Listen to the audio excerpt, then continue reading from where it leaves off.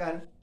Nandkishor educational या YouTube चॅनलमध्ये मी आपलं सहर्ष स्वागत करत आहे. भाग 2मध्ये मागच्या व्हिडिओमध्ये आपण इन्फिनिटिव्ह म्हणजे काय हे पाहिलं. आता आपण इन्फिनिटिव्हचे प्रकार या व्हिडिओजमध्ये पाहणार आहोत.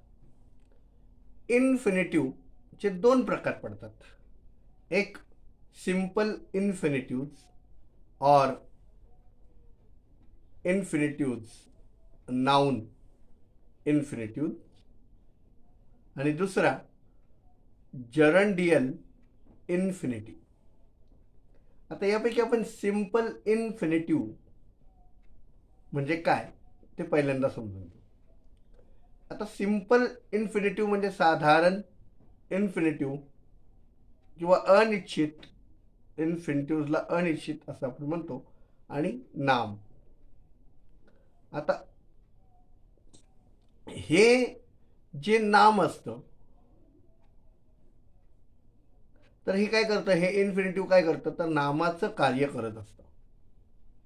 वाक्यामध्ये हे खालीलप्रमाणे वापरलं जातं आणि त्याचा वापर होऊ शकतो. आता याच्यामध्ये मी आपल्याला पहिले आपण ए बघू. आता ए मध्ये काय असतं, subject to a verb as. आता subject to a verb as म्हणजे काय तर बघा, वाक्य बघा. To play cricket is pleasant. आता इथे टू प्ले क्रिकेट हे टू लावल्यामुळे, इन्फिनिटिव्हच्या अगोदर टू वापरल्यामुळे ह्या प्ले हे व्हर्ब आहे, पण इथे त्याचा वापर नामाप्रमाणे झाला, नामासारखा झाला. लक्षात आलं. दुसरं वाक्य बघा. To find fault is easy. आता to find fault is easy. आता फाइंड तुम्हाला माहिती व्हर्ब आहे, पण त्याच्या अगोदर टू लावल्यामुळे त्याचा वापर काय झाला, सब्जेक्ट टू अ व्हर्ब म्हणजे नामासारखा त्याचा वापर झाला. तिसरं वाक्य बघा. To respect our parents is our duty. To respect our parents is our duty म्हणजे मी प्रत्येक वाक्याचं मराठी सांगणार नाही. आपल्या आईवडिलांचा आदर करणं हे आपलं कर्तव्य आहे. पुढचं वाक्य बघा. To sleep is necessary for health.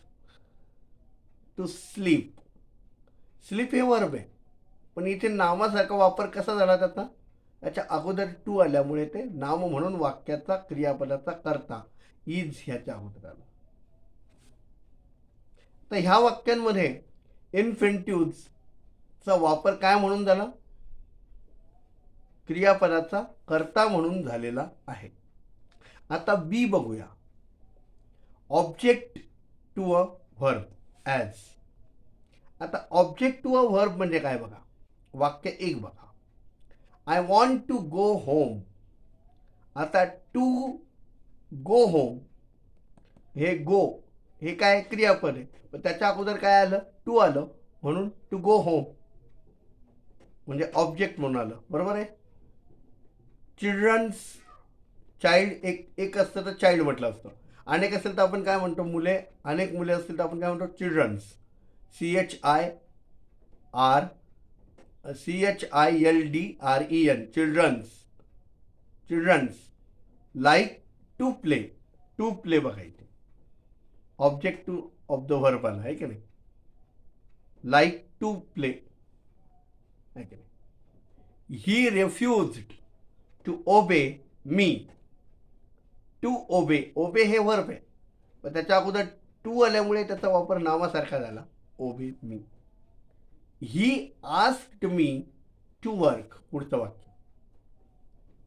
Brave men do not fear to die म्हणजे शूर मनुष्य मरायला घाबरत नाहीत माझ्यासारखे, आहे की नाही. Brave men do not fear to die. ह्या वाक्यामध्ये इन्फिनिटिव्हचा चा वापर काय म्हणून झालेला आहे, तर क्रियापदाचं कर्म म्हणजे ऑब्जेक्ट टू अ व्हर्ब झालेलं आहे. पुढचं हे बघा, आपण ए बी पाहिलं, आता सी बघूया. Complement to a verb as. आता बघा, his habit is to ride daily. आता बघा, हिज हॅबिट म्हणजे त्याची सवय, हिज हॅबिट इज हे काय आहे, पूरक आहे, कॉम्प्लिमेंट आहे. To ride, TORIDE, ride. Daily म्हणजे DAILY. ते दिल्ली शहर वेगळं, त्याला पण आपण डेली असं म्हणतो, पण हे डेली DAILY, डेली म्हणजे रोजचं. My desire is to see you again. माझी इच्छा काय, तुला पुन्हा पाहावं. आपण एखाद्या आपल्या मैत्रिणीला म्हणतो ना, एखाद्या आवडणाऱ्या गर्लफ्रेंडला काय म्हणतो आपण, my desire to see you again. Her pleasure was sing. तिचं कर्तव्य काय, गाणे गावं. म्हणजे इथे काय आलं, हे सब्जेक्टिव्ह कॉम्प्लिमेंट आहे, काय, इज आल्यामुळे. आता बघा, आय सॉ हिम गो. आता ही मेड मी रन. इथे काय आलं, तर इथे टू हाईड असल्यामुळे हे ऑब्जेक्टिव्ह कॉम्प्लिमेंट झालं. पहिली वाक्य वाचली ती सब्जेक्टिव्ह कॉम्प्लिमेंट आणि दुसरी काय वाचली मी, objective complement. To go, to हे हाईड होतं. ह्या वाक्यामध्ये काय होतं, इन्फिनिटिव्हमध्ये, ह्या इन्फिनिटिव्हमध्ये काय झालं होतं, क्रियापदाच्या पूरक सारखे वापरले गेले होते. आता आपण गवर्नड बाय द प्रिपोजिशन पाहणार आहोत. आता गवर्न बाय प्रिपोजिशन म्हणजे काय, तर एखाद्या नामापूर्वी जर प्रिपोजिशन आलं तर त्याचा क्रियापदाशी संबंध राहत नाही आणि मग आपण ते गवर्न बाय प्रिपोजिशन असं म्हणतो. जसं I am about to go. I am about to go. आता टू गो म्हणजे गोच्या अगोदर टू आलेला असल्यामुळे हे अबाउट हे प्रिपोजिशन आहे, पण टू गो मग हे काय येईल, गवर्नड बाय द प्रिपोजिशन येईल. I had no choice but to accept, to obey. लक्षात आलं का. आता ह्या वाक्यांमध्ये काय आहे, इन्फिनिटिव्हचा वापर काय झाला आहे, गवर्नड बाय द प्रिपोजिशन झालेला आहे, गवर्न बाय द प्रिपोजिशन सारखं झालं आहे. तर पहिल्या वाक्यामध्ये काय आलं, अबाउट, मग अबाउट टू गो. आणि दुसऱ्या वाक्यामध्ये काय आलं, बट हे टू ओबे. आता ह्याचं गवर्न केलंय. गवर्न केलं म्हणजे काय, ह्याच्या अगोदर प्रिपोजिशन आलेलं आहे.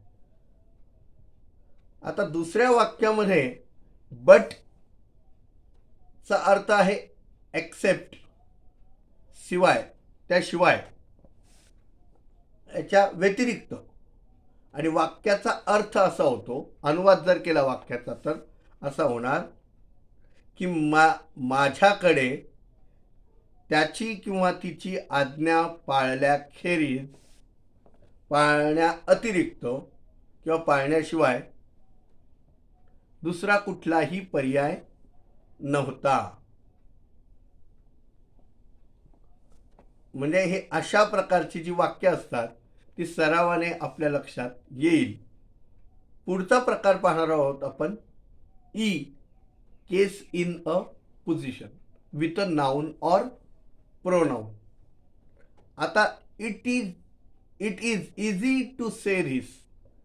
आता to say this is easy. इथे काय झालं, दुसरं वाक्य, it was your duty to help him. आणि मूळ वाक्य काय, your duty to help him. म्हणजे पहिल्या वाक्यामध्ये काय, से चा वापर काय झाला, इट सोबत, म्हणजे केस इन अ पोझिशन मध्ये आलेला आहे. म्हणजे केस इन अपोजिशन काय सांगितलं ते तुम्हाला, ते नाउन केसचे व्हिडिओज मी त्याकरताच शेवटी घेतले होते आणि याच्या अगोदर घेतलेत, म्हणजे तुम्ही त्या व्हिडिओचा अभ्यास केला तर तुम्हाला हे समजणार आहे. म्हणजे it is easy to help, it is easy to say this म्हटल्यानंतर हे तुम्हाला मागच्या व्हिडिओमध्ये बघावं लागेल. केस इन अपोजिशन म्हणजे काय असतं. आणि टू हेल्पचा वापर सुद्धा ड्युटी, केस इन पोझिशन यासारखा झालेला आहे. आता ओळखायचं कसं, तर सिंपल इन्फिनिटिव्हचा वापर नाऊन म्हणजे नाम, संज्ञा म्हणजे नाऊन म्हणजे नावासारखा होतो आणि त्याचा अर्थ ने, ला असा मराठीमध्ये होतो. लक्षात आलं. आता दुसरा जो आहे जरंडियल इन्फिनिटिव्ह, हा आपण पुढच्या व्हिडिओजमध्ये बघू. मी आशा करतो की माझ्याद्वारा दिली जाणारी माहिती, मी आपल्यासाठी बनवत असलेले व्हिडिओज हे खूप अभ्यासपूर्ण बनवतो आहे. हे बनवताना खूप मेहनत घ्यावी लागते आणि दुसरा व्हिडिओ अपलोड होईपर्यंत गुढीपाडवा म्हणजे हिंदूंचं नवीन वर्ष सुरू झालेलं असेल. सो हिंदू नूतन वर्षाच्या आपणास हार्दिक शुभेच्छा. भेटूया अशाच एका नवनवीन व्हिडिओजमध्ये. माझ्या चॅनलला सबस्क्राईब करा, व्हिडिओजला लाईक करा, आपल्या मित्र मैत्रिणींपर्यंत हे व्हिडिओ जरूर पाठवा. भेटूया अशाच एका खास नवीन व्हिडिओजमध्ये. तोपर्यंत आनंदी राहा, खुश राहा, आपल्यांची काळजी घेत राहा. धन्यवाद.